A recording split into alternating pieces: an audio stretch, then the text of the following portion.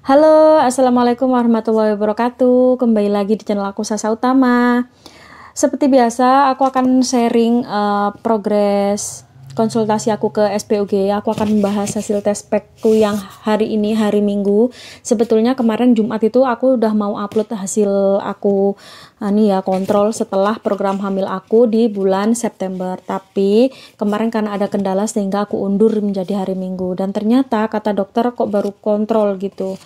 Nah, jadi aku nggak mau lama-lama ya, aku mau langsung aja ngebahas tentang hasil yang aku peroleh di USG hari ini atau kontrol hari ini.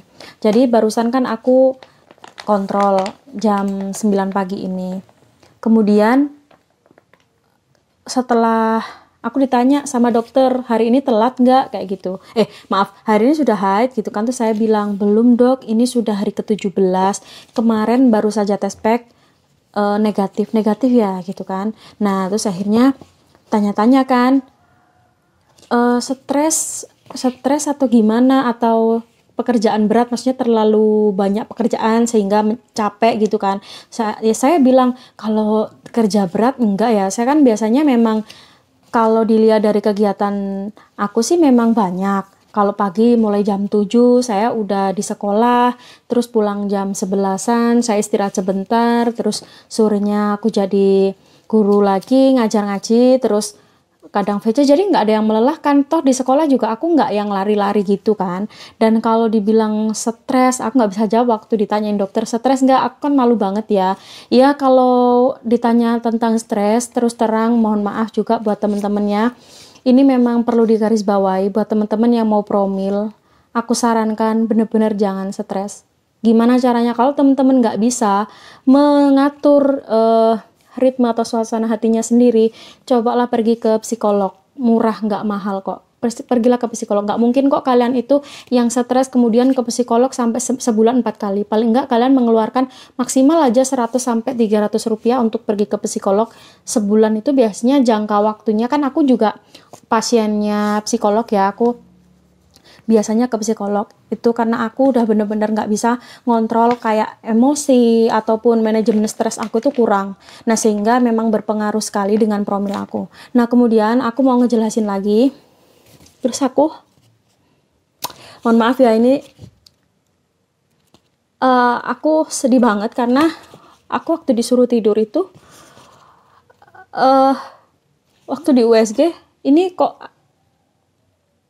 bunda ada ada batunya loh di saluran kemihnya gitu kan. Aku langsung kayak ngedon gitu kan. Ini ukurannya udah 1 cm berapa gitu. Nah, terus saya tanya gitu kan, terus gimana dok? Ngaruh nggak sih? Terus katanya dokter memang nggak ada pengaruhnya sama siklus haidku atau program hamilku. Cuman kan yang ditanyakan dokter apa nggak sakit kayak gitu kan. Terus memang kalau sakit ada sedikit, tapi nggak yang, saya kira ya memang biasanya kan kalau kebelet terus nggak pipis-pipis misalkan itu kan bisa mempengaruhi. Kemudian saya tanya, terus kalau saya gimana nih dok untuk seperti ini? Ya ini kalau memang ada batu di saluran kencing, ada batu ini kan rahim ya, ini kayak saluran kemih gitu. Nah ini yang putih ini adalah batu di saluran kencing aku. Nah kemudian katanya aku harus ke dokter bedah kalau nggak salah tadi tuh. Terus sebetulnya gini ya, kemarin itu aku udah konsultasi gitu, udah komunikasi juga dengan suami, gimana nih kalau kok sekarang masih telat haid gitu kan. Nah sebetulnya kemarin kenapa aku baru ke dokter setelah 2 minggu, karena aku ya positive thinking, siapa tahu memang aku hamil di hari ke-14 baru terlihat tes pack yang positif. Setelah itu aku memutuskan untuk kontrol. Nah kemudian tadi waktu di USG, di sini keterangannya aku kan paham banget ya. Terus akhirnya aku mengamati hasil USG. Bentar, aku mau bahas dulu tentang batu yang ada di kantong kemihku atau saluran kencingku. Ini dibuletin ya. Terus waktu kemarin tuh sebetulnya udah ada yang aku USG kemarin. Cuman kan karena dokter itu dokter SPOG itu ngurusnya kandungan ya, ngurus lihatnya kandungan, nggak yang terus ngamatin sampai kandung kemihnya. Nah terus aku amatin juga yang di 2 bulan yang lalu, ternyata memang sudah ada gitu loh. Nah tapi yang aku lihat di kemih yang ini emang agak buram sih. Itu kayaknya nggak ada, entah ada atau nggak ada, kayaknya nggak ada.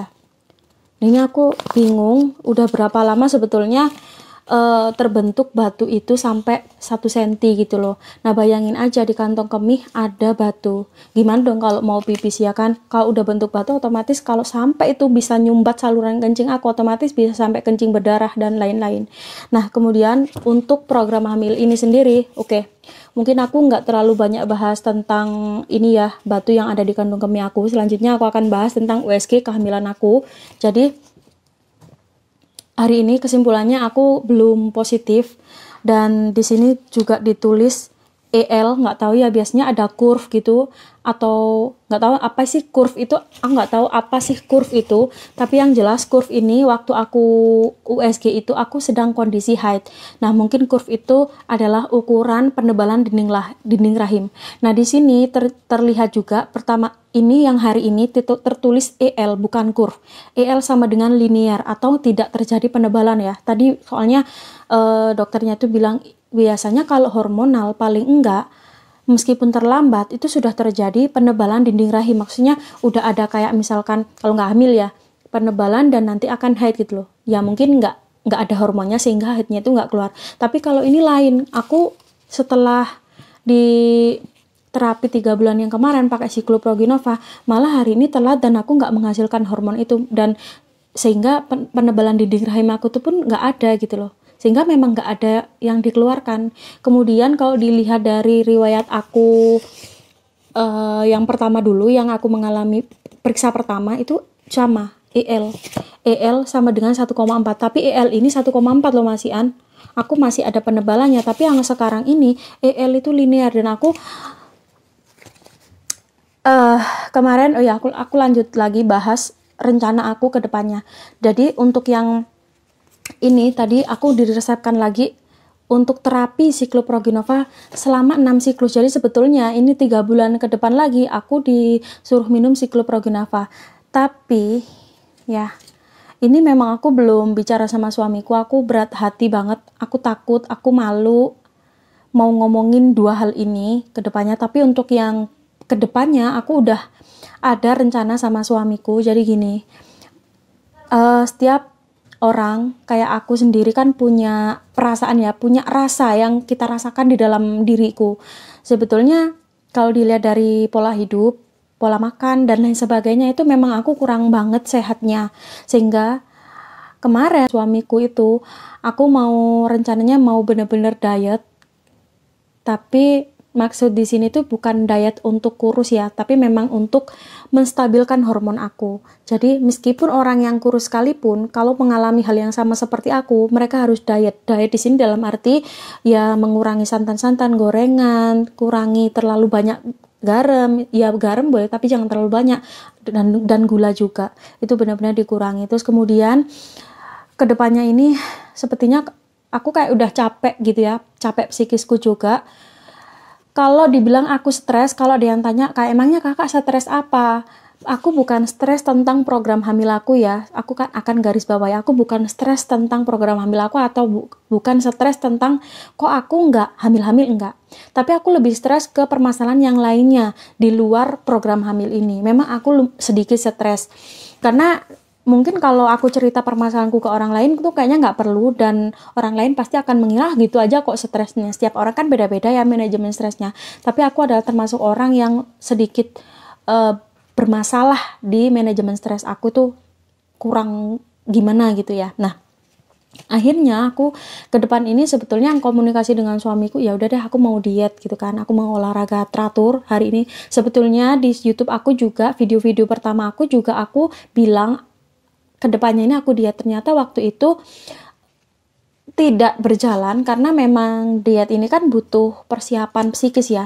Apa yang membuat diet berhasil itu pertama yang kita atur adalah psikis kita. Jadi pertama ke depan saya yang pertama ini, sebelum saya mulai diet, tetap seperti di video saya yang pertama, saya memang bener ya, keyakinan saya yang pertama sampai sekarang tetap sama. Saya harus benar-benar ngerubah pola hidup saya yang lebih sehat lagi, pola makan, pola tidur, dan lain sebagainya. Kalau dilihat dari pola tidur, coba ada beberapa teman-teman di YouTube dan Instagram saya pasti tahu. Kadang saya tengah-tengah malam masih bikin story, kadang masih balesin DM bunda-bunda di sana yang DM di Instagram.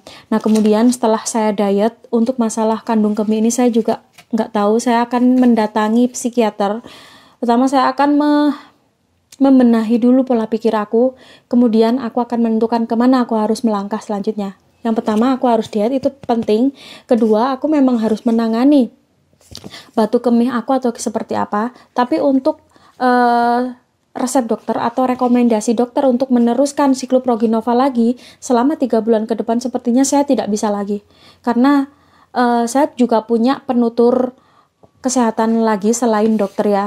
Jadi dia itu sudah berpengalaman sekali di bidang syaraf, dia pijat syaraf. Dia bukan orang-orang yang mijet-mijet apa aneh-aneh, enggak. Tapi selama ini memang aku sering disarankan ini memang aku belum menjalankan.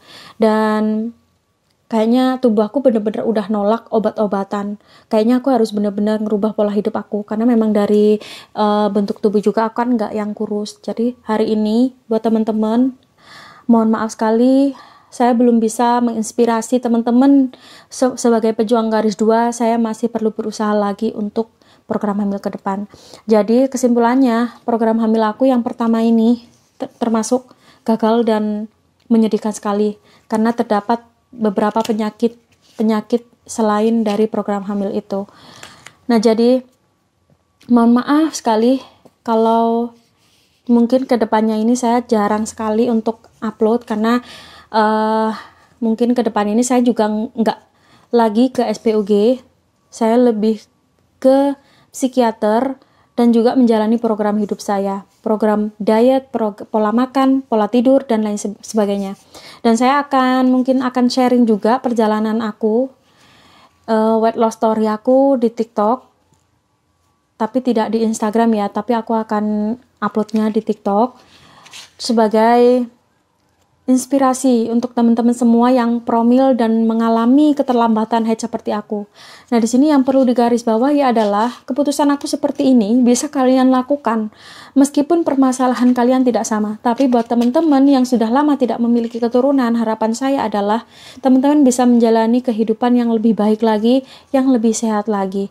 Jangan sampai ada permasalahan-permasalahan yang tidak terduga seperti saya hari ini. Ya, sebetulnya kalau orang lain bilang ya, atau orang lain mengira misalnya Allah cuman gitu aja kok gitu ya, tapi kan bagi penerimaan kita itu kan masing-masing. Nah, jadi kedepannya terima kasih banyak buat temen-temen yang sudah nonton, yang sudah setia nungguin